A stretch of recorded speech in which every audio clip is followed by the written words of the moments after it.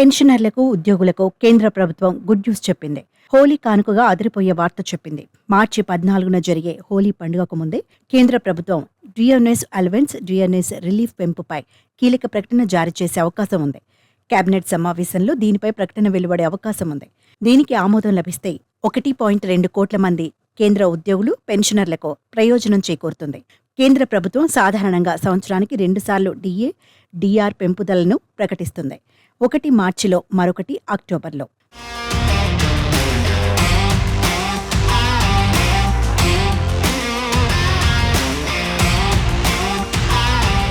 మార్చిలో హోలీ సమయంలో ప్రకటించిన పెంపు జనవరిలో నుంచి, అక్టోబర్ దీపావళి సమయంలో ప్రకటించిన పెంపు జూలై నుంచి అమల్లోకి వస్తుంది. అయితే మార్చి 5న న్యూఢిల్లీలో జరిగిన కేబినెట్ సమావేశంలో డిఏ పెంపుపై ఎటువంటి చర్చ జరగలేదు. చివరిసారిగా డిఏని జూలై 2024లో 50% నుండి 53%కి పెంచారు. అంతకుముందు మార్చి 7, 2024న డిఏని 46% నుంచి 50%కి పెంచుతూ కేబినెట్ ఆమోదించింది.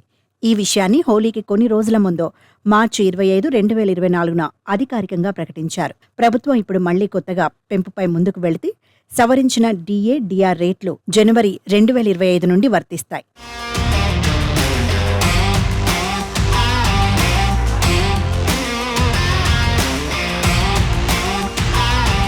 డిసెంబర్ 2024 నాటి ఏఐసిపిఐ ఐడబ్ల్యూ డేటా ప్రకారం ఈసారి డిఏ 2% పెరుగుతుందని అంచనా. 7వ వేతన సంఘం ప్రకారం ప్రభుత్వం అక్టోబర్ 16, 2024న డిఏ, డిఆర్లను 3% పెంచింది.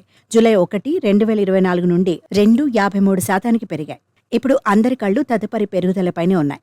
జనవరి 2025లో ప్రభుత్వం 8వ వేతన సంఘం కోసం ప్రణాళికలను ప్రకటించింది. ఇది వచ్చే ఏడాది నాటికి అమలు చేయబడుతుందని భావిస్తున్నారు. అప్పటి నుండి ఉద్యోగులు, పెన్షనర్లు వేతనాలు, పెన్షన్లలో గణనీయమైన సవరణ జరుగుతుందని ఆశిస్తున్నారు.